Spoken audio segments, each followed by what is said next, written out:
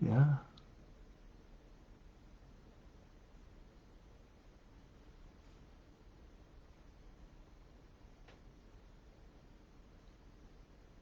All right. All right, folks. Hope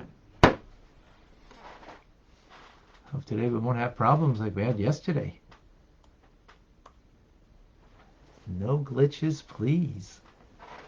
Welcome to Tanya Today. I'm Rabbi Ronnie Fine, coming to you from Chabad Zichron Kadesh in Montreal, Canada. It's a privilege and a pleasure to share with you the Tanya.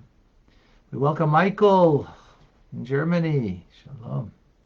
John is with us in North Carolina. Good morning.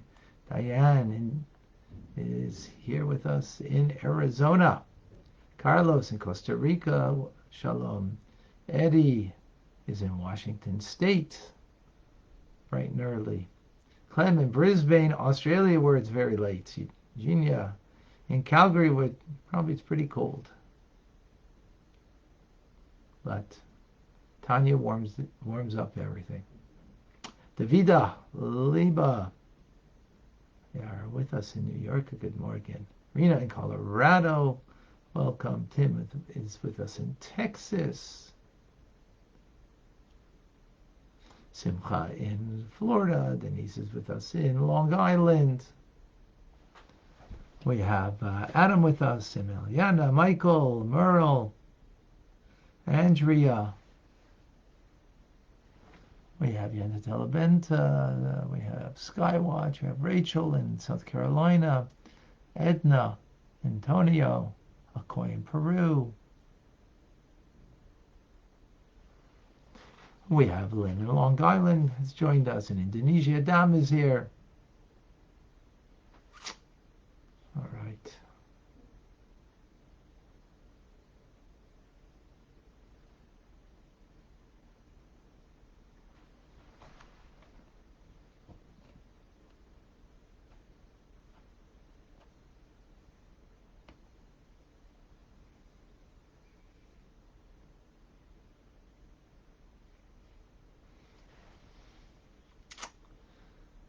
Beautiful. We continue in this lengthy essay, the fourth essay. Alter Rebbe is explaining the unique benefit of action-oriented mitzvahs over the experience that the soul has to an intellectually aroused love and awe of God. So he explains that even in the case of souls that come from Atzilus, world of emanation, a very lofty place, from the vessels of Atzilus, and equally in the case of their Nefesh and Ruach that derive from the vessels of Yitzir and Asiya, their intellectual love, meaning that they produce a love by an appreciation of the divine, is an upward state of elevation through the initiation. From here, that, through understanding and appreciating godliness, and that produces a love, that experience is an upward elevation. But, says the Alter Rebbe, upward elevation in a state of departure alone. In other words, the light of that experience is going up. The experience of a love that is produced through intellectually intellectual understanding, and it doesn't fulfill the purpose.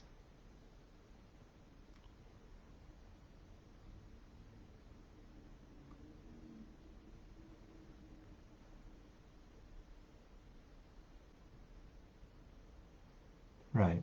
In other words, we're talking about a love of God, but it's a love of God on its own. It doesn't, it goes up. But the problem with that is it doesn't bring anything down.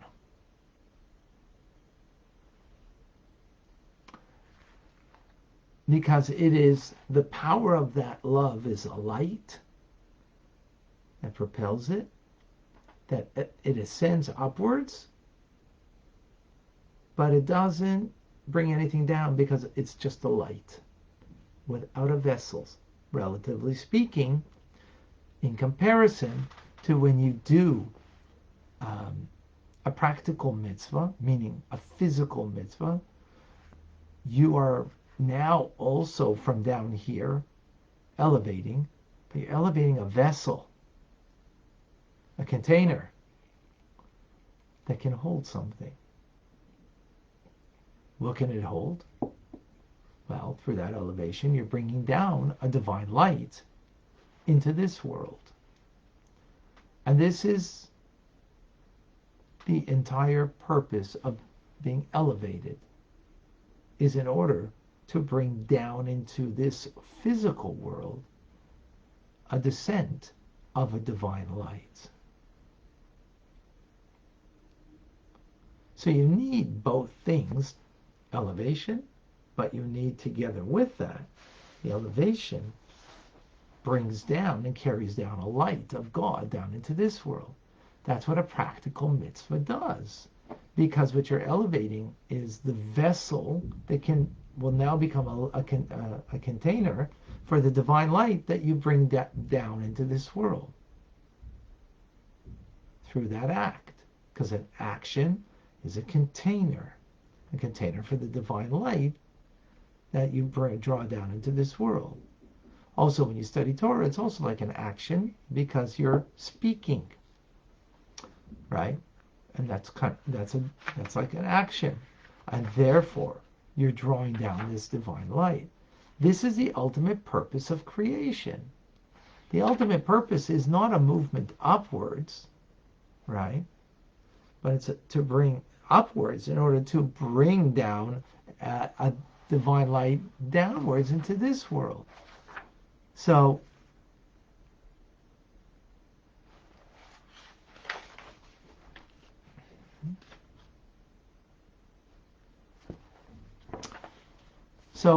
let's give like a little explanation over here. So you're standing by the Grand Canyon and you're like, oh, wow. You feel elevated. You feel like you're awe-inspired, right? There's a sense of departure, like your soul is elevated. But being that it's only an experience of light, the light departs, it doesn't bring anything back down. It's you kind of leaving rather than something being drawn down. That's what happens in such an experience.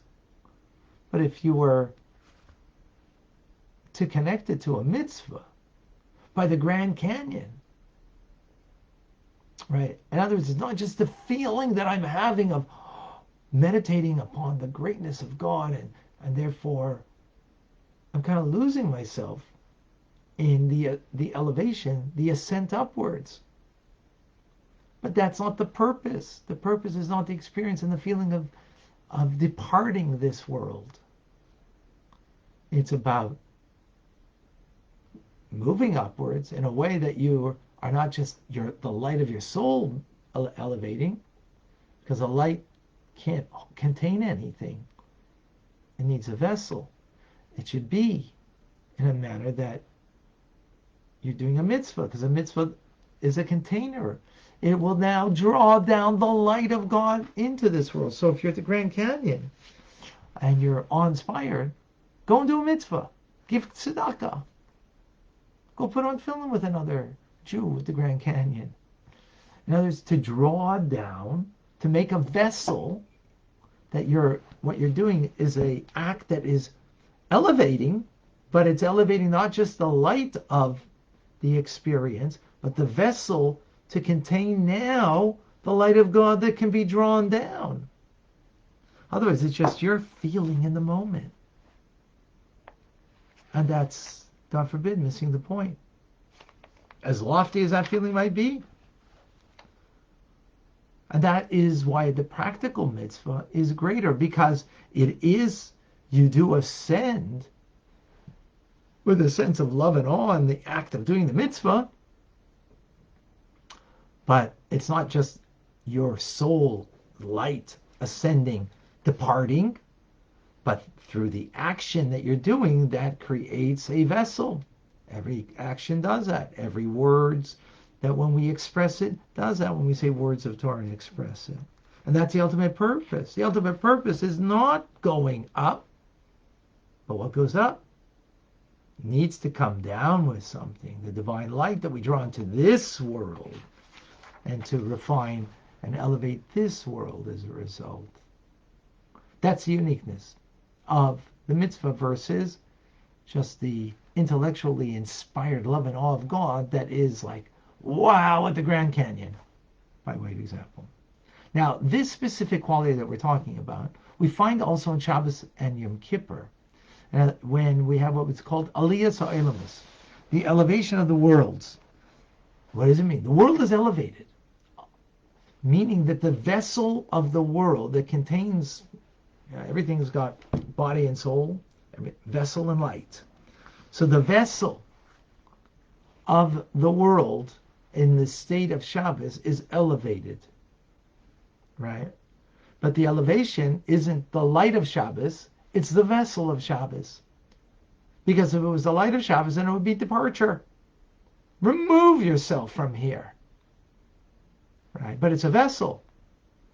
Which, by the way, parenthetically, what that means, the Alter Rebbe isn't saying this here, but just to give you a proper understanding, what the consequence of that is that now what becomes the vessel and how I contain the light of God or draw the light of God into this world on Shabbos, when the world is elevated, is because what's elevated is the vessel. So I got to make vessels to bring that light. And what is that? You eat and drink. You make kiddush on wine. You make a motzi on challah. You're not departing this world and going on top of the Tibetan mountain and gazing your navel on Shabbos. That's departure. That's light that removes itself. That's the light of the soul that's experiencing out of this world. But that's not the point. The point of Shabbos is the vessels of Shabbos are elevated, and therefore what it brings down is now it becomes the Shabbos, the time and space of Shabbos become a vessel to bring a new light of God into this world. And again, parenthetically, I'm saying this, the Alter Rebbe is not saying this, but therefore that's how we express our observance of Shabbos, is in the practical observance of Shabbos, centered around food and drink and, well, of course, prayer and learning, right? They're also action-oriented in the sense that you have to express it in speech. Now, and therefore that's greater than any kind of intellectually motivated love and awe of God that would be relative to the vessel. This is more about the departure of the light of the soul in its experience. Now with this concludes the Alter Rebbe. This is why Moshe Rabbeinu, Moses, prayed 515 times, which is the gematria of the word Ve'eschanan, the parsha in Deuteronomy, second parsha that's called Ve'eschanan. What was he praying?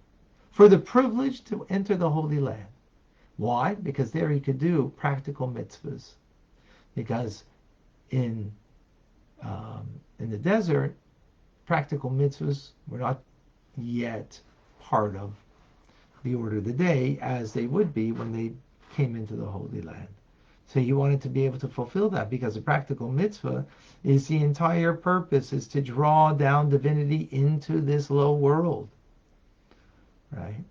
So likewise, that's the physical act of the mitzvahs comes together with that also. That's in regards to the physical utterance of when we study the laws of the mitzvah, that too, when we physically utter in our speech, express it, and that too is considered like an action, and we draw the light of God down into this world.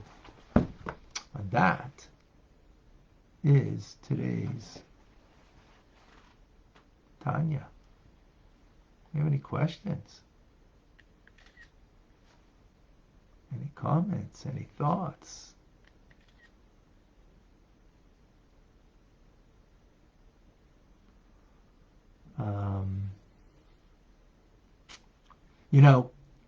Let me put into different terms for everybody.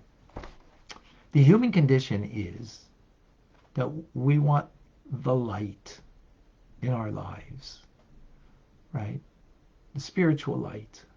We want something that kind of tantalizes us and gets us out of our mundane limitations, the feeling of being stuck. And therefore we're looking for the light. We're looking for the experience. It's going to tantalize and get me, move me out. So, so people go to the Grand Canyon. People go to a museum. People go to seek an experience that's going to enlighten, bring light into my soul. That's just going to pick me and let me out. And that's the idea of even this, when we think about, meditate about, God's realness at the Grand Canyon or wherever, and we are motivated with a love for God. You say, wow, that's amazing. But that's a departure. That's the light of my soul that's seeking to be removed. That's missing the point. Because the whole point is about bringing down the light of God here, in the here and now. And that's what a mitzvah, a practical mitzvah does. Practical meaning that it's done in a physical expression, right? Whether it's putting on tefillin, whether it's giving physical money. Maybe with that also we understand why physical money as opposed to just, giving of your time and effort, which is also valuable and important. And all of these things that we do in a physical expression is creating a vessel that we're elevating the vessel with the light of our soul, but in order to draw down God into this domain, into this world. Not for us to depart, but is in order that we can bring it down here, that we can have the experience of godliness and God and Godhood in this world, as opposed to, beyond this world. That is a powerful idea that we need to contemplate upon. Yeah, it's making heaven on earth, as opposed to the natural instinct of the human condition. Because we're stuck here, we want to get out of here, right? You're stuck in your job, you're stuck in a relationship, you're stuck in the monotony of life. So you're always seeking to depart, to move up, move on, right? And that's, that's not the idea. And that's from the negative side. Even in the positive idea of seeking, that's a bad, as I always say, a bad place.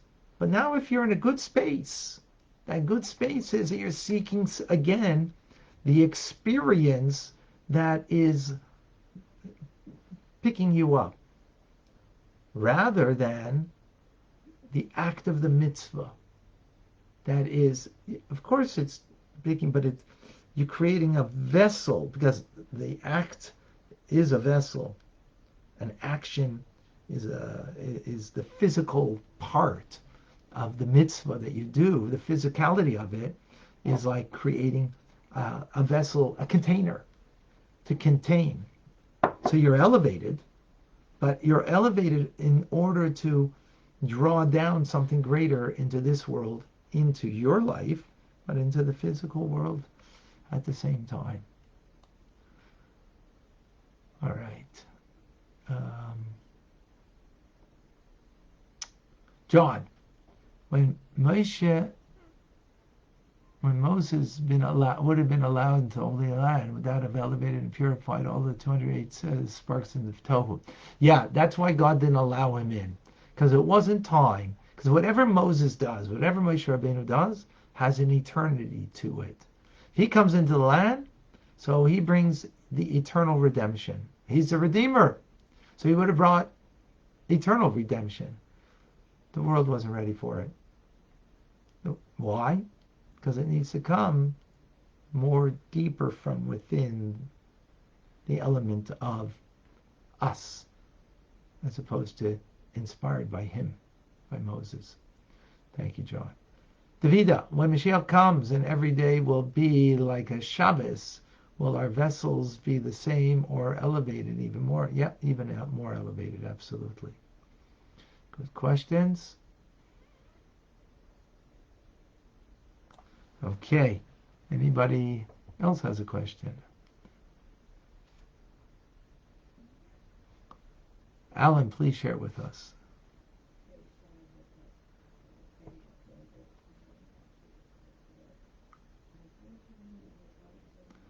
Good morning.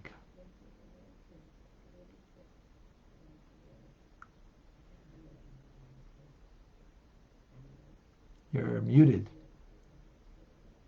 Oh, I'm sorry. Good morning, Rabbi. Good morning. So before, when you're talking about in your summation of talking about the light in our lives and moving beyond limitations and whatever is kind of limiting us, sometimes we make an effort, like going into the Grand Canyon and taking a look at things and trying to get out of the hole that we're in that way. Right. Rather than realize that we have to do the mitzvahs and stay within this world and understand things from the world, see it from where we are. Right. And I think that's true, and I believe that. But I also think that, going to the Grand Canyon and stuff, you see these marvels of the world. You realize that from the Yisborach, and it's not. There are ways of taking a look at things and going beyond your limitations, and at the same time realizing the bounty and where it comes from. Oh, absolutely. I'm not suggesting when using that example of the Grand Canyon or anything else, not to that there isn't an experience there, but what I added to it was, in other words, the feeling is not sufficient. Put the feeling that you have at the Grand Canyon, put it to a mitzvah. In other words, even if all it is that you take some change and you have a charity box with you and you put it into the pushka and you gave tzedakah, or if there's, I don't know, you're probably not going to find someone at the Grand Canyon that's seeking out charity. But if you brought a pushka and you did that, or you said, the Shema there, and you said the Shema with greater fervor because you're surrounded by such an awesome, place. So then what you're doing is taking just the feeling and you're putting it to an act of a mitzvah, and then it becomes truly valuable.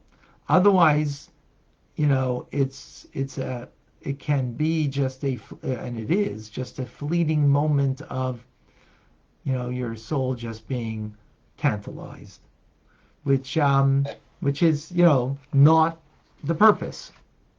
The purpose is to take that experience and to bring it to something that is, down to earth and practical. So yeah, absolutely correct. Thank you, Rabbi. Thank you. I agree with you.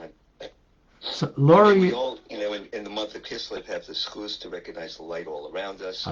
Yes, the month of light. Absolutely. Thank you. Lori, as we say the Shema, there is only one God, so we are bringing light down or revealing God's presence. We're doing both. Because you say the words of the Shema as opposed to just feel the words of the Shema in your mind, but you pronounce it, so therefore there's a physicality to it in the sense that there's a verbalization. So you create the vessel that you're drawing down the light of God. Absolutely correct. Yes. And through that, you're revealing the presence of God. Okay. Very good, Lori. Thank you. Bella has a question. Hold on Instagram.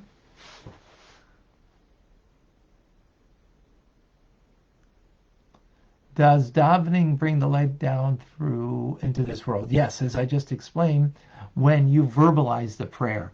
If the prayer isn't verbalized, it doesn't bring the light of God down. You're not drawing anything down because then it's the light of your soul going up. But it's not the vessel. When you verbalize it, you've created a vessel. Okay, Bella. So since Shabbos is a vessel, does that mean that bringing down more light on Shabbos? Absolutely. So if you say Tehillim and you learn, as opposed to doing those things during the week. Yeah, absolutely. Anything that is related to Shabbos is a vessel to bring down the light of Shabbos that is a greater light, because Shabbos itself is elevated. The day is elevated. It's a different, we have a different experience on Shabbos. The Talmud tells us that someone who is not believable during the week, that you might not trust what they say when it comes to certain laws about tithing. On Shabbos, you can believe them. Because Shabbos, the world is a different reality. So I tell everybody on Shabbos, the stores are all closed. There's nothing open. It's Shabbos. Right? I mean, that's tongue-in-cheek, of course. But what it really means is that the state of the world is in a different place. And therefore, we're attuned to a different reality. We're capable of being attuned to a different reality. But what it is not the light of Shabbos, but the vessel of Shabbos, right? Again, everything is got a body and a soul to it. Has a light and a vessel to it. The same, different language for the same idea. So they're both intertwined, just like body and soul are one, right? But there's a distinction still, because body comes from one place, soul comes from another place. They're fused together as one. So likewise, everything has a fusion of the two together. Vessel and light, body and soul. One is more predominant than the other. And so Shabbos, when we're speaking about the elevation, it's the vessel, and not that the light isn't also elevated, but it's particularly the vessel that's elevated, and therefore, yes, we draw down. Therefore, what that means is that the day is drawing down a different experience, a different reality. That's Shabbos. All right, folks.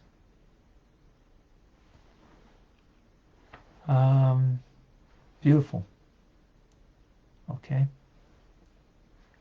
Thank you for all the great questions and conversation. Beautiful.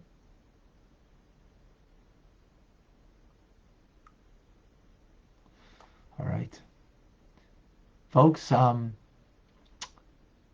just to let you know that the work that we're doing, We are making a matching campaign this Sunday, Monday, um, for all the work that we do online and here locally, a charity campaign that we're going to let you know about, that you can spread the word, and you can help, and others can help to whatever you give, it will be matched, so it'll be doubled, whatever the donation is, and that you'll be able to help, that we can really make a greater difference in so many people's lives. There's so many people that Chabad Zichron, for Chabad Zichron Kadeshim, which is what sponsors everything that we do here online. And so we're going to be doing, again, this 36-hour charity campaign, charity.com/CZK for Chabad Zichron Kadeshim. You'll have an opportunity to help us continue to do the work that we're doing and make a difference in so many people's lives, in your lives, and so many others. I thank you. Thank you. So, wishing everybody an amazing day. Rambam is coming up. Stay tuned. All the best.